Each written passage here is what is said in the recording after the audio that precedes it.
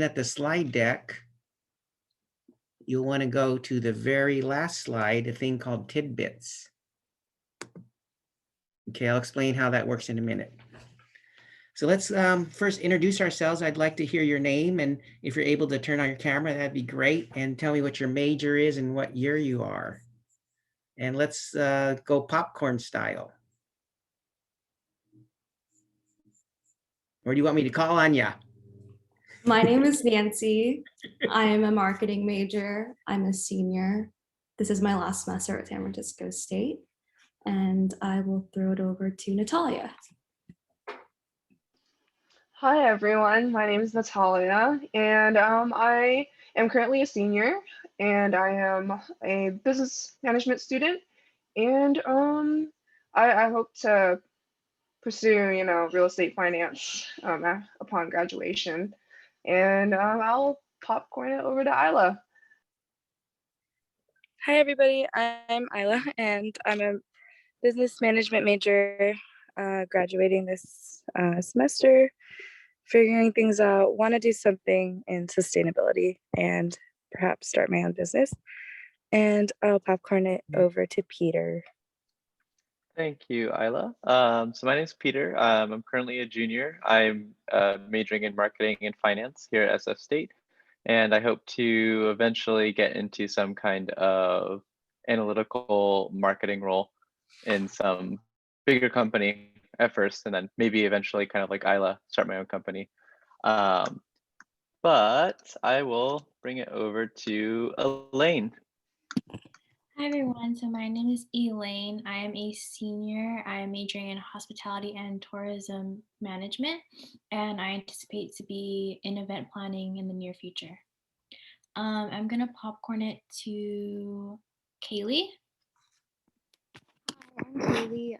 My major is business management, and it's my first semester. I'm a junior. I hope to get into, hopefully, eventually, healthcare administration and management one day. And that's all.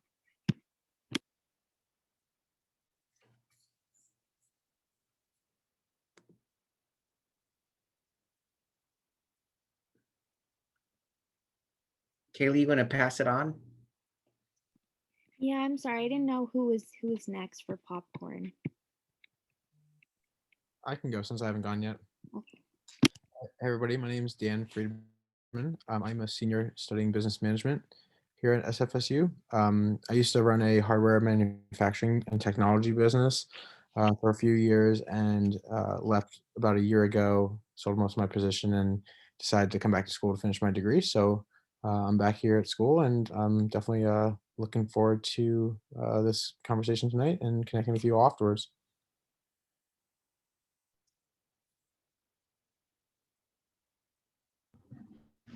So I'll go next. Hi, everybody. I'm Aditi. My major is business management. This is my last semester as well. And I am going to be doing accounting after this. I'm going to become an auditor. So that's where my career trajectory is going, I guess. I'm going to popcorn it over to Andrea. I'm Andrea. I'm also a management major. I am a junior-ish. I'm a transfer student, so it's a little complicated, but I'm a junior-ish. And I have no idea what I'm going to do after this. Hopefully something cool, maybe in sustainability, but still figuring that out. And that's why I'm glad you're here, Tom. Is there anyone who hasn't gone? We can't see all the other participants, so it's kind of hard. I'll go next. Oh, sorry. Go ahead. Oh, sorry. Hey, everyone. So my name is Mark Loon. Currently a senior. My major is business administration with a concentration in information systems. After I graduate, I kind of plan to look for roles in IT project management or positions in tech or a management trainee. And other than that, I also work for Transfer Peer Mentor. So everyone in the moms want to connect, just hit me up.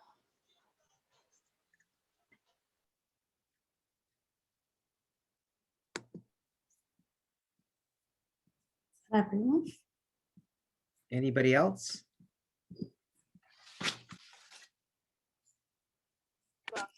I can go next. My name is Ian. I'm a freshman. My major that I'm studying for right now is business accounting.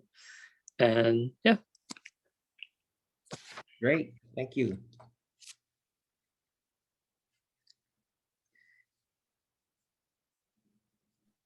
And I guess that's it, unless there's others who would like to introduce themselves. Okay, so we're gonna play a little game. And the game is, I have all these things I say about leadership and management, and there's written down in that slide called tidbits. So as I'm speaking with you, if you're interested, go ahead and check them off. And then the person who recognizes these phrases over the course of the next 20 minutes, I'm going to give them a $25 gift certificate. All right. So it doesn't have to be exactly the same words, but it could be paraphrased or just referenced it. Okay. Sounds good. Everybody understand the rules? Okay. So we're going to talk about my career journey, which was very crooked, very disjointed. It had interruptions, but in the long run, serendipity prevailed. So really great things happened that I didn't plan whatsoever. This photo is one of those things. I was working for Playworks a couple years ago, and I ended up at the NASDAQ stock exchange. Early in my career, my dream was to be a CFO and take a company public on the NASDAQ. And we'll talk about that in a minute. So some of the highlights of my career, I put down a couple here for you to think about. I went to a public school like SF State. I went to UC Davis and UC Irvine. I was hired out of business school. I went to business school at UC Irvine, got an MBA in finance. I was the first non-top 10 MBA analyst that they hired at the division of a large Fortune 50 company. So UCLA was like the bottom rung for them, but somehow I convinced them to hire me coming from UC Irvine. And even though the company was Irvine, they didn't even know that UC Irvine had a business school. So I learned a lot from these folks.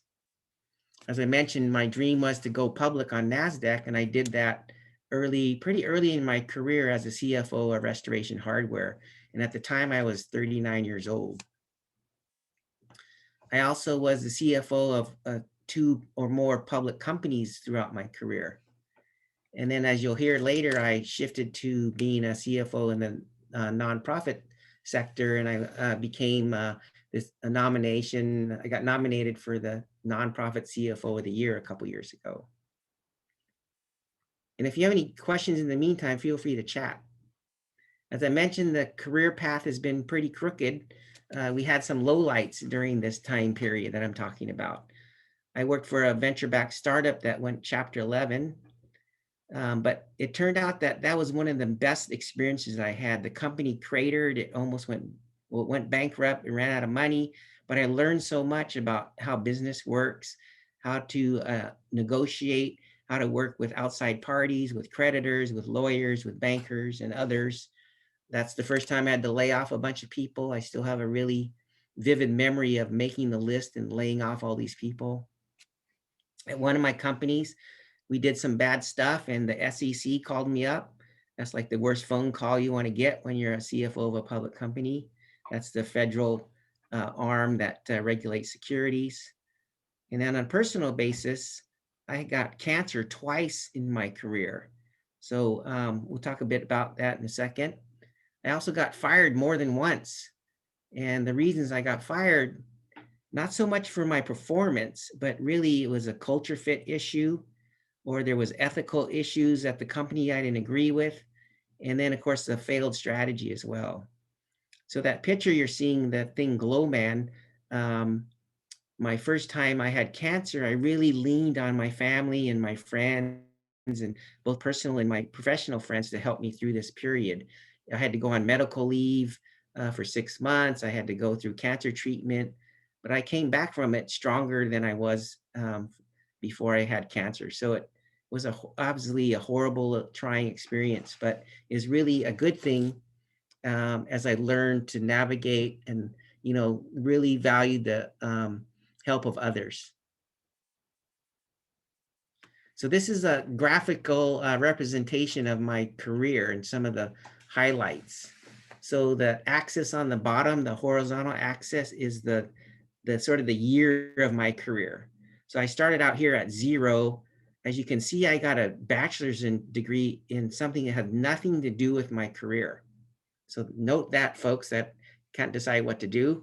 I was a natural resources major because I love the outdoors and being out in nature, which didn't lead to my career. But then I decided early on to go get an MBA, as I mentioned, at UC Irvine. So during that process, I then advanced my career and became a CFO. That's like at year 14. So I became a CFO at age 36, which is, pretty young for that time period. And then, as I mentioned, I took a company public. And year 17, I was 39 years old. Almost at the same year, I was totally stressed out. I was working too much. My wife said I worked every single weekend the year I went public. That was not a good thing. I was totally stressed out, not so happy. And that's when I got that first cancer treatment. So that's that negative orange bar in this waterfall chart.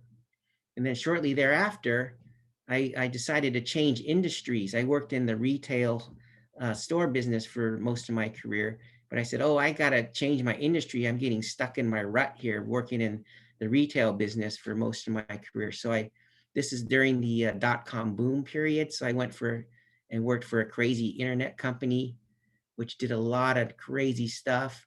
And that's where some of the ethical issues came in. So I got basically fired from that company because I didn't want to do what the CEO told me to do. And so, the career was looking pretty bad at that point. And then, some other things happened and I kept trying to figure out what to do next. And so I went and started my own business. I heard a couple of you've owned business or want to start businesses. I started my own business with a couple partners. It was a professional services firm. And then I also got involved with a couple of nonprofits, including Ascend, which is a Pan-Asian leadership group, which I believe SF State still has a chapter. I was one of the co-founders of the Northern California chapter of Ascend. And then through that experience, I was still kind of figuring out what to do next. And then I decided I should shift gears totally and apply my finance and management skills to the nonprofit sector. So after about 20 something years, I said, okay, enough working for these venture-backed companies, these startups. I'm going to go work for the nonprofit sector because I wanted to follow my passions and do something great for the world. And at the same time, I sort of honed in on working for education nonprofits. And so today I've been mostly focused on education nonprofits, both K through 8, and then other types of literacy groups and so forth. Okay. So throughout my career, I always wanted to make sure I kept, very top of mind awareness about what I'm calling my pillars. So those are listed here: integrity, transparency, honesty, always having a sense of humor and a perspective. And those really are my sort of value system and my way to, get through the day every day, and also to be true to myself. So when you're thinking about when you're in work or school and making decisions, you kind of like have to harken back to your pillars and say, let's make sure we're in alignment here.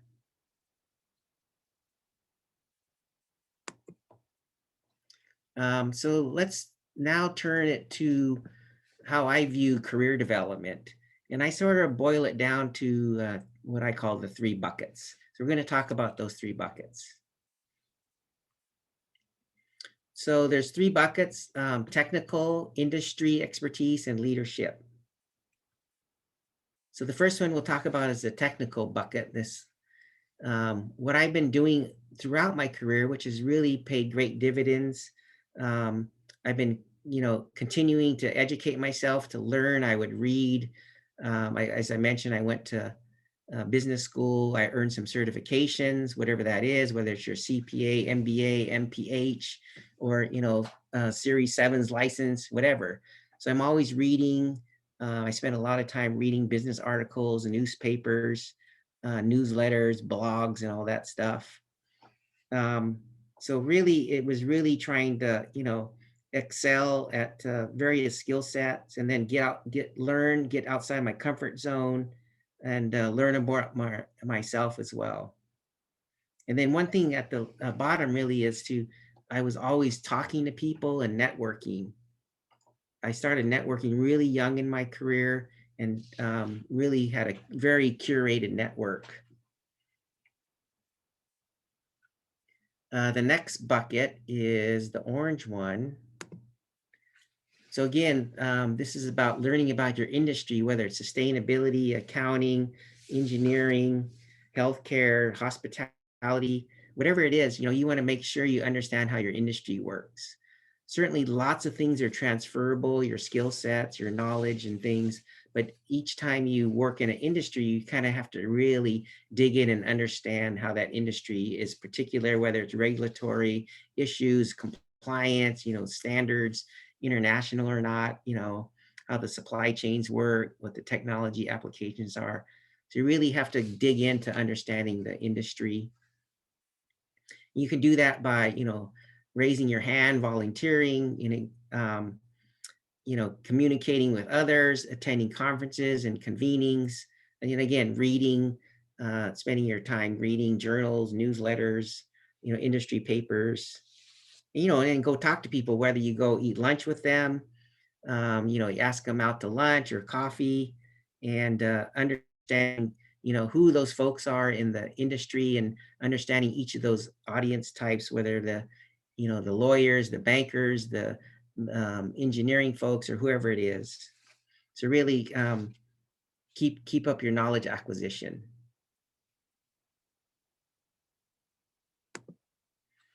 So this one, the last one, is really, really important, the leadership skills. So I say that you can learn to be a leader. Folks will say you're born to be a leader or not, but in my case, I had to teach myself by studying management and leadership. So I did that a number of ways. I went to, formal leadership trainings that were offered. I would raise my hand and say, yeah, I'll go. I'd study, I'd read books. I'd read a lot of business biographies of leaders, whether business or the social sector, government, or whomever. I read a lot of biographies. I sought out and worked with different mentors throughout my career. If I didn't know how to do something, I'd go ask somebody. It's amazing how many people will help you if you just ask them. So I would cold call people. I'm like, hey, I'm supposed to be doing this new thing. I don't know anything about it. You're an expert. Can I come talk to you? And so people would most often say yes. It's pretty incredible what people will do for you.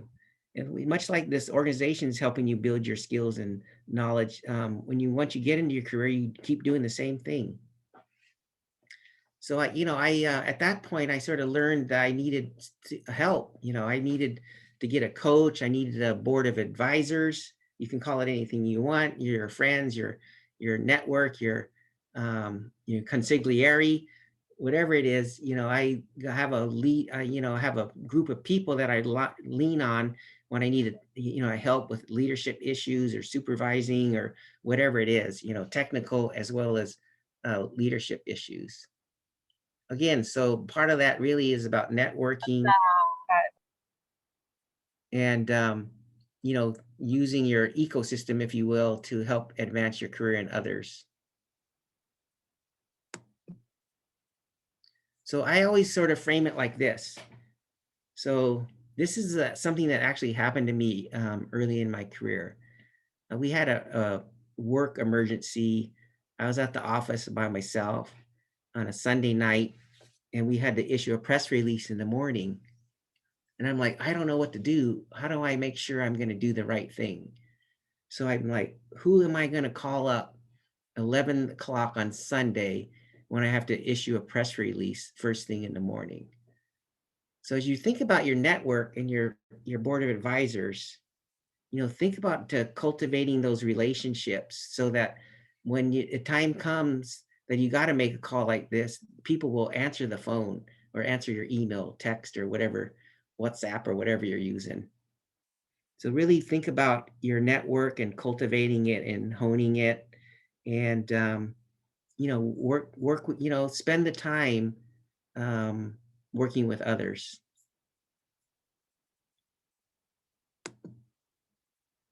So I think we're pretty much on schedule. So now we're going to move to the Q&A session. So be glad to talk about anything at all. So open up those mute buttons or chat them in. Hey Tom, I noticed your pillars of life. So what made you develop those pillars? Like, what was your inspiration for having those pillars in life? Well, part of it is my upbringing, my parents, of course, providing an education and a value system and watching them do their thing. My dad was a healthcare professional. My mom was a homemaker. But part of it was that, as you're finding your way, you're going to be observing people and how, what their pillars might be. And sometimes it's not going to sit well with you. And so part of it is a negative experience. And so like when people are, behaving or operating in a different way, you're kind of like always watching and learning from them. And so, you kind of over time say, yeah, that's not the way I would do these things. And how does that sit within, my pillars? So some people do it on a spiritual or religious basis. Others find other ways. Um, but really for me, a lot of it was through working with other people and then sort of harkening back to the value system my parents helped raise us with. Thank you.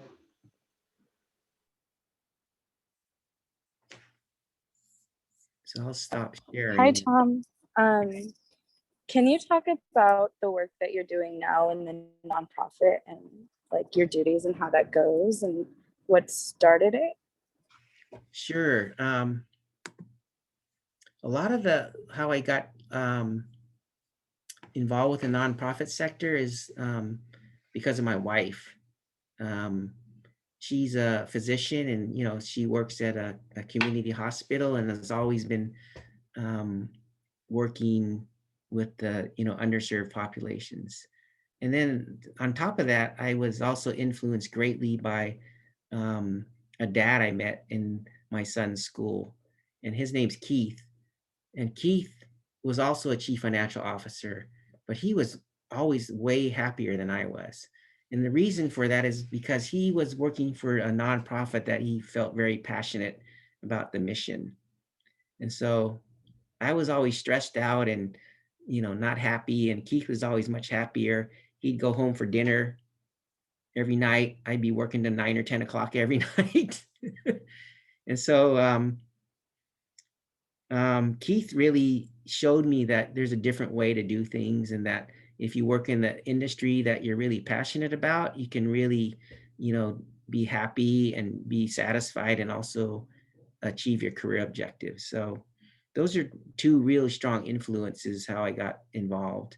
And then, as I mentioned, I had some adverse experiences like, why am I doing this? I worked in the height of capitalism. I was working on Wall Street. So I kind of boiled it down that my job was to make rich people richer, which is fine, which is, happens in the world. But for me, it was like that didn't make it for me. It's like, why should I make this guy worth millions and millions of dollars another couple $1,000,000? What is in it? What's going on here? So I would question that. And then that ultimately saying, I don't want to work for these venture-backed companies anymore.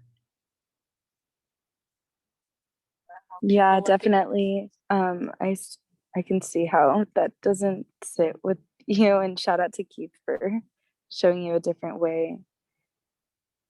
Yeah, Keith was really a strong influence. Hey Tom, what industries do you think are like some of the best to get into for future growth? If with all of us coming out of college in the next year, what kind of industries do you think would be best for job opportunities and huge growth?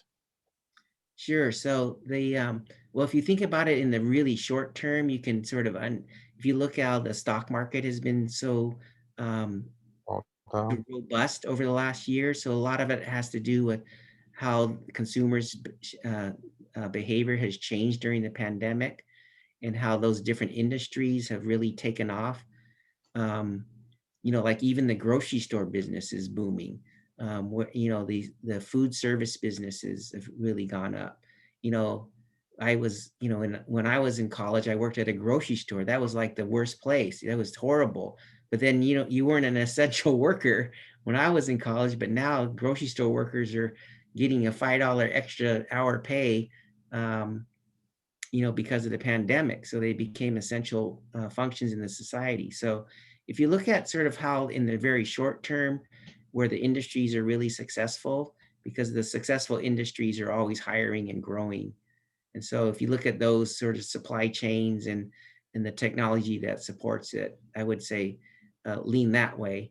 And of course, there's always, professions like being an accountant and a lawyer that, they're always in need. So having those credentials will always help you be successful too. Great, thank you.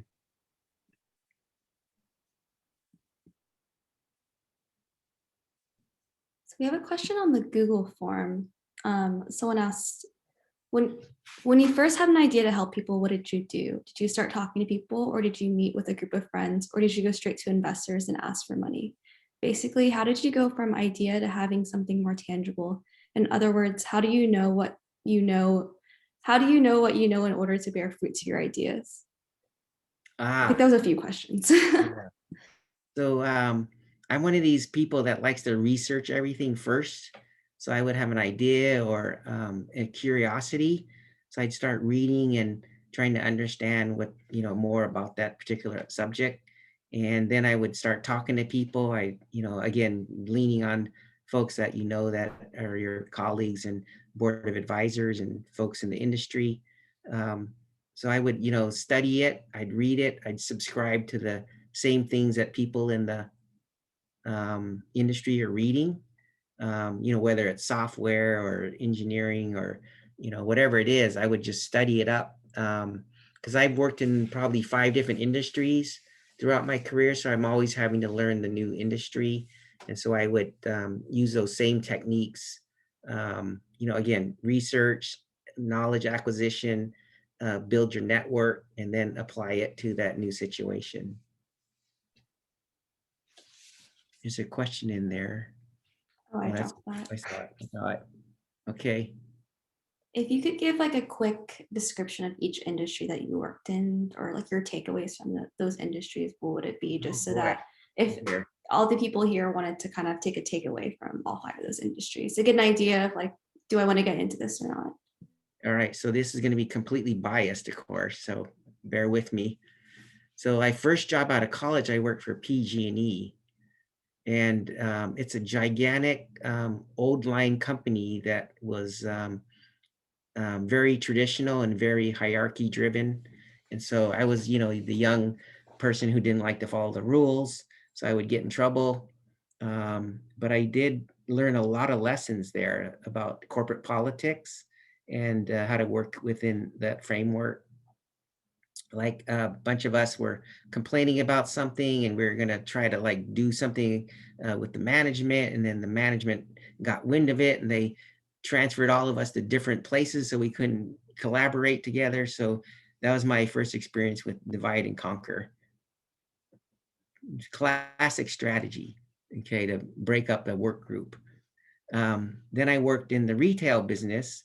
We sold home furnishings, and I got to learn about the very complicated supply chains from importing goods from Asia or, anywhere around the world into California. So that was a very, supply chain driven organization. And so I worked in the retail store business for a while. And so I worked in real estate management. I opened dozens and dozens of stores across the country, as well as warehouses and distribution centers. So I learned a lot about the real estate world and negotiated leases and, bought stores or bought warehouse equipment. So I learned about everything from pallet jacks to RFID to scanners and trucks and all kinds of crazy stuff. So I learned how to, do leases and buy stuff. So that was a really incredible experience too. Then I totally switched gears. I mentioned earlier, I went to work in the internet business. I worked for a search engine. This is pre-Google, dating myself here. So I got to understand the advertising business. It was ad-based business model. So I got to understand, the process of selling advertisements and how to monetize those, those eyeballs on the website, so to speak. So that was pretty crazy. And of course, again, that was during the dot-com boom, which people were nuts. And that's also to answer the other question. That's where I saw people act very unethically and doing crazy things for themselves. After the internet business, I worked in software businesses, software startups. What we're developing professional services software. So one of the companies I worked for was one of the first companies that did cloud-based software. So if you did do the research in one of your classes about software technology, it used to be called software as a service. So back then we called it SaaS, or software as a service. And people would think we were nuts, trying to sell them software based on, using your browser. So that was like learning to sell things that people never heard of before. So, you're always trying to sell something. And so we were trying to sell this software that they're like, oh, well, where's my server? So that was a great learning experience. Let's see, what else did I do? Then I worked in international organization where I learned how to set up businesses and organizations in many different countries. So that was sort of developing my cultural fluency of working in different countries and the standards of how people communicate, very things from the corporate culture to, things about language and, how business operates in different countries. I'll tell you a short little story. I took one of our board members on these site visits throughout Southeast Asia. And he's an older, rich, highly educated Ivy League investment manager who made millions and millions of dollars. He was a Birkenstocks kind of guy, and nonetheless. And so we would go into these meetings in government offices in Asia, and he would put his feet up on the table with his shoe on. And we were like, the rest of us were shocked, like, get your foot off the table. Anyway, so that sort of really is an exaggeration about learning about working in different cultures. Let's see here. Then I worked in domestic nonprofits in the education sector. So I learned a lot about how school districts operate. They're their own, kind of industry themselves, and they're very bureaucratic, they're regulated, and so on and so forth. So working with school districts really taught me a lot how to work through a highly regulated environment. And at the same time, we were a government grantee. So we were taking grant money from government. So I learned how to navigate through the government grant systems. And those are pretty arcane and almost like, using MS-DOS almost, it's that bad. So I learned how to, administer grants and work with the federal government and, be successful with that. So I think I covered all the industries I worked in. How did you face your fears like during all these career changes? Like these are all across the board pretty different, but was there like a connecting thread, or how did you make each leap? Yeah, so my personality is I like chaos and uncertainty. So if you have to kind of recognize that, like, understand what sort of how you're motivated, getting to know yourself, how you think, what sort of situations you thrive in. And so I like it better when it's uncertain, and I like it more when I don't know what's going to happen. So, but that was me learning about myself and then doing various, these Myers-Briggs and those kinds of things throughout my career and saying, well, oh yeah, that's me. I just read about myself. but understanding who you are and facing your fears. And then I learned early that, you know, when you become fearful, it could debilitate you or it could motivate you. So for me, I would get scared, I'd get nervous, I'd be stressed out. But then I would eventually figure out how to use that fear as a motivator. So I would hearken back to the same things I talked about earlier. I would, you know, try to problem solve. I'd read more. I'd study the situation. I would try to figure out a solution and using that fear as a motivator. My leadership style. So it's very open. It's very transparent. It is, I'm always trying to have fun at work. I'm always trying to hire people smarter and better than me because I want to go home and eat dinner. Tom never misses a meal. And so, you know, if I didn't have those technical skills, I would hire for it. So that's, again, knowing who yourself is and understanding where you can build a great team around you. Because the way I look at it is my job as a leader is to hire these awesome people, develop their professional skills, their leadership skills. So eventually I could just like not work and go fishing instead. So, you know, I'm always trying to build up the other folks so that can be very successful. But, you know, we try to have a lot of fun at work and have a sense of humor and keep things in perspective. I have another question for you, Tom. What qualities do you see in a person upon hiring that you really would like to expand on to work with? Oh, yeah. So the way I always hire is a couple things. What I look for is their motivation. Like, why do they want this? What are they seeking? You know, are they hungry?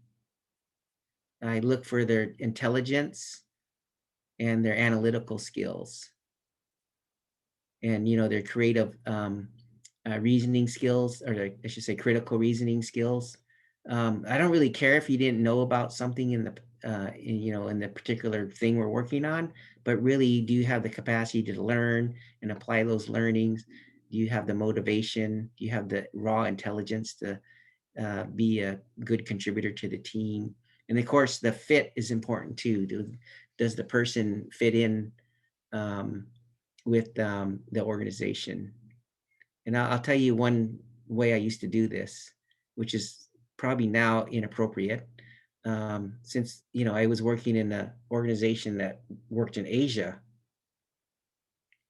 And so I always would hire people, and at the very end, I'd ask them to lunch. So you're saying, why do you want to take me to lunch? So I want to see how you interact with the public. You know, do you have good manners? Do you treat people with respect? And so if you go to lunch, you learn all this stuff about a person that's not in the job interview. Okay. And so I would, you know, when I worked in this organization that we worked in Asia, I'd call it the chopstick test. And I'm like, you know, if we're going to be in Vietnam 3 times a year, are you going to be able to thrive in that environment? So some people won't. You know, we hired this one guy who went back to the hotel and wanted to eat a hamburger every day. So he was not successful. Okay, I forgot what the question was now.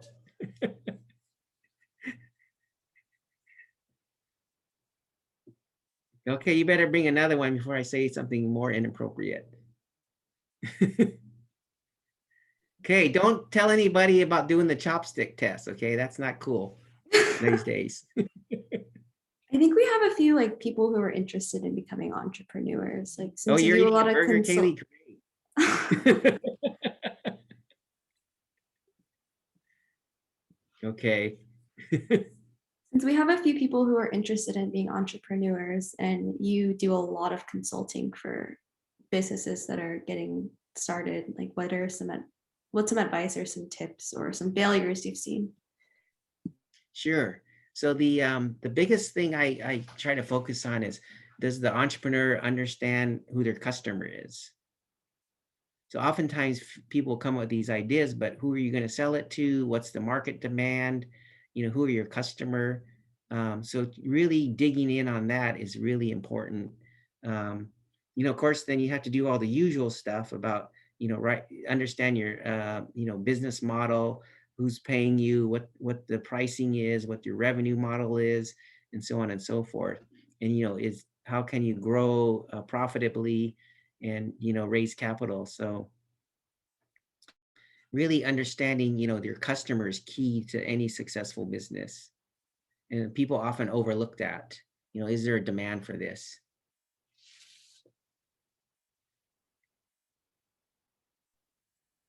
But I've worked with, many entrepreneurs over the years. I've, was the number 2 guy to the entrepreneur throughout my career, and got to understand their personalities too, and how they work and their creative thought process, and sometimes their craziness. And so I would, I would do well in that environment. But, having them understand the, nuts and bolts sometimes was a challenge with entrepreneurs.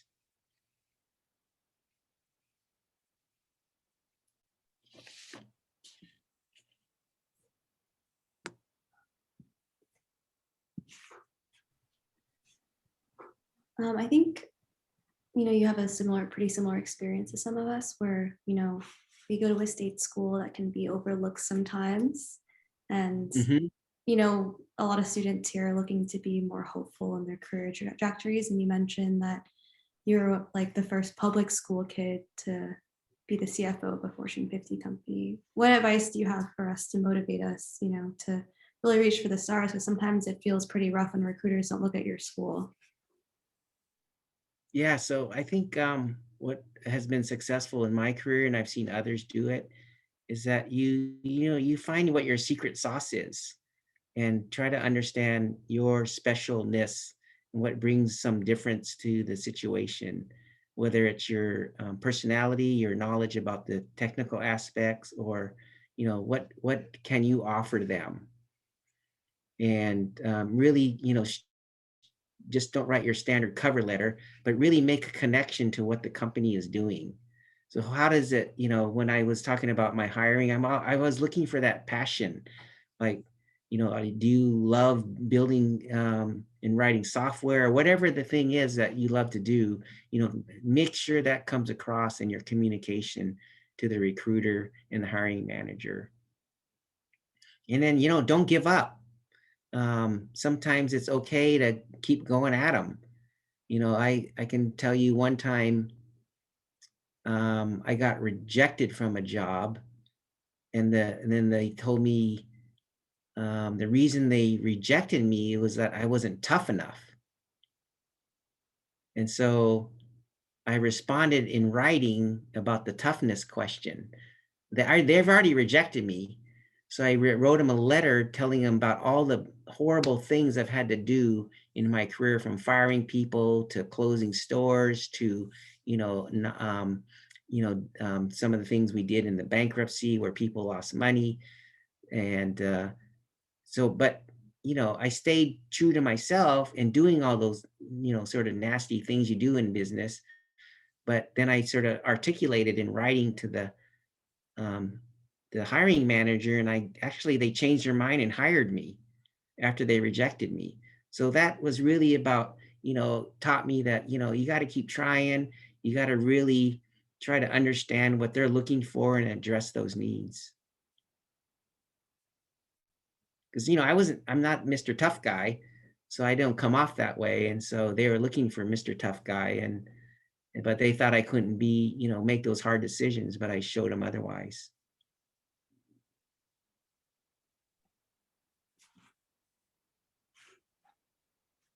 All right, we're almost to the end, everyone. Do we have any other questions before we reveal who took the most notes on tidbits? I've got one more. All right. Tom, this has been great so far. Thank you so much for your time. Um, I know you said how you like to be very knowledgeable about the industry that you go into, or that your modus of operation is just getting all of the information you can first, like on a topic before jumping into it. On the tidbits page, you said the third one was take risks. Yes. So even with all of that like insight that you have going into that, how do you know what risks are worth taking? That's a very broad question. I'm sorry I didn't get any more specific than that, but just how do you know which ones you should pull the trigger on and which ones you just shouldn't attempt? It's sort of a fuzzy calculation where part of it is knowing yourself and your own risk tolerance. And, you would develop that over time in different situations, and trying to, try to sort of game out what could possibly happen and think through all those scenarios and those outcomes and see if you can tolerate it or not. And so you're not going to come up with every scenario, or, and you're gaming out of a situation, but at least you'll have a better idea what potentially, what things could happen on the plus or the minus side. And yeah, so you kind of knowing that you're going into it is helpful rather than just going into it blindly. So you're kind of being more mindful and watching everything that happens after you make that decision. Just so you Yes, know how to you're like. sort of checking it along the path too. Thank you. Yeah, so you don't necessarily have to go all the way to the end of the path. You can, you can stop at some point if it becomes intolerable or whatever happens. So a lot of people have a problem of stopping things. And so you have to kind of understand when the right time to stop is. I know everybody my age loves giving Steve Jobs his props, but in a documentary I watched, one of his business partners said that that was what made him special, was that he had zero problem making a monumentous decision one day and then waking up the next morning and saying, well, that was a mistake, and then just tossing the entire thing in the can and like starting over. Yeah, so understanding when it's time to toss it in the can is really important. And then, that's kind of back to knowing yourself. Like, so you'll work with people that have huge egos that won't give up. They won't admit they're wrong. And so you have to kind of understand who they are and how that plays into their decision making. Because you'll meet a bunch of egotists in your career. And sometimes they will never give up when they should. So watching and understanding and like knowing other people and who you're working with is pretty Right. important too then. Yep. So that's fourth from the bottom, developing your emotional intelligence. There's one free tidbit for you. So that's understanding people, how they think, where they're coming from, how they behave in different situations. And you have to practice that skill. It's something you have to keep working on over your career. Of course, you can take classes and read books too. Thank you for answering my questions. Thank you, Ben. All right, before we finish the game that Tom brought up earlier, let's take a quick group photo. Feel free to turn on your cameras if you'd like.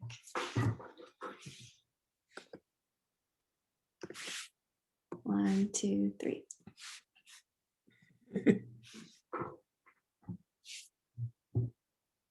Oh, Jasmine's on, one sec. Here's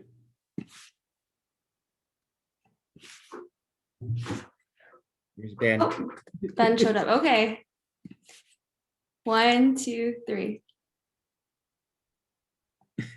Awesome, thank you, everyone.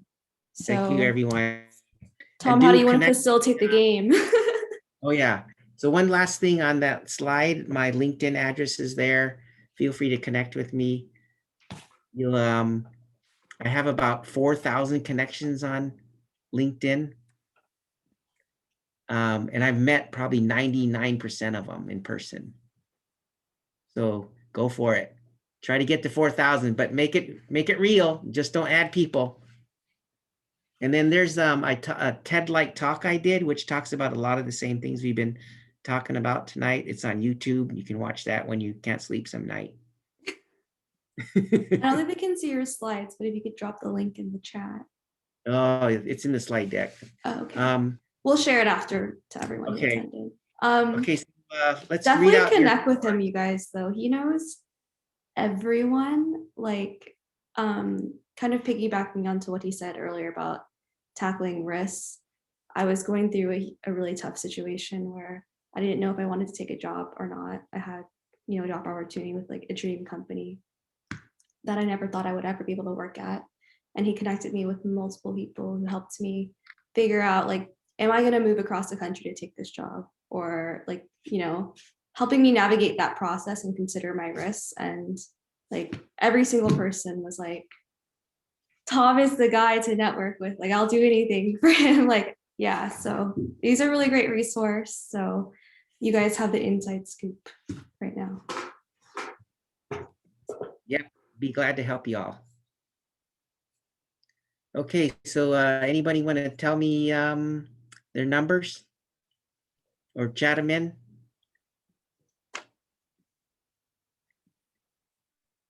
The number of tidbits we took notes on. Yeah, that I mentioned. Be honest, guys.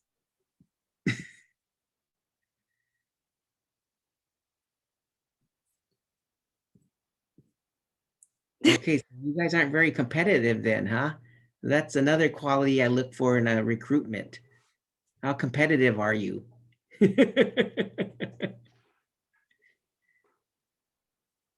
Just drop right. whatever number you have in the, or that you remember at least, and then you'll win the gift card.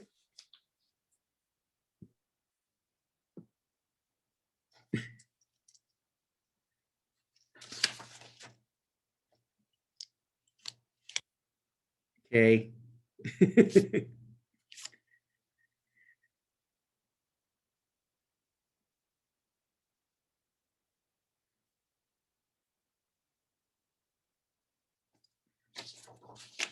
We have a tie between Mark, Daniel, and Ben. What's the tiebreaker going to be? I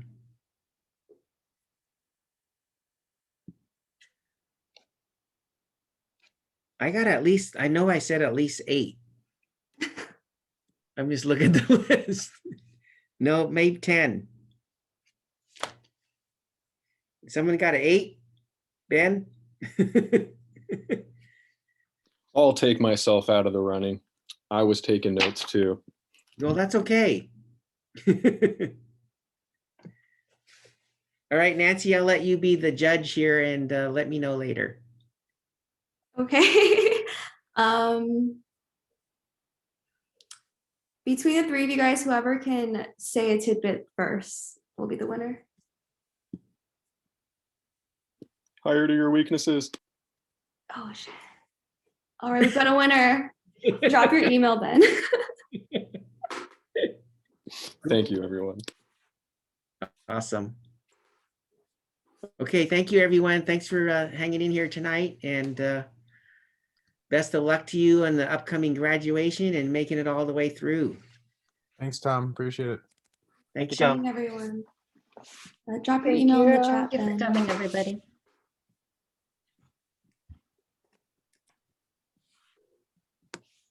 All right, see you next week.